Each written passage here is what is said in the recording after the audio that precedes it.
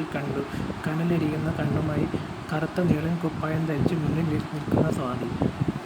അതേ രൂപം, അത് എൻ്റെ സ്വാതി തന്നെ. അവൻ്റെ നെഞ്ചിൽ ഒരു മിന്നൽ പാഞ്ഞു. "സ്വാതി മോളെ!" അവൻ ഉറക്കെ വിളിച്ചു.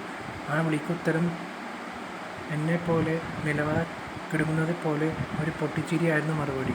അത് കേട്ട് രാഹുൽ തൻ്റെ ചെവികൾ 2 കൈകൾ കൊണ്ട് പൊത്തി. അവൻ്റെ കർണപടം പൊട്ടി ചോര ഒഴുകി വന്ന പോലെ അവന് തോന്നി. കനലെരിയുന്ന കണ്ണുമായി ആ രൂപം അവനോട് പറഞ്ഞു, "ഞാൻ സ്വാതിയല്ല.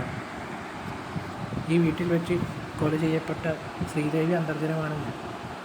പിന്നെ നിന്റെ സ്വാതി, അവൾ എൻ്റെ കൺമണിയായ ഉണ്ണിമായയുടെ പുനർജന്മമാണ്.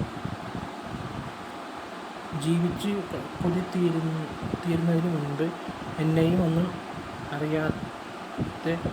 അറിയാത്ത എൻ്റെ മോളെയും തറവാടിൻ്റെ മാനം കാക്കാമെന്ന പേരിൽ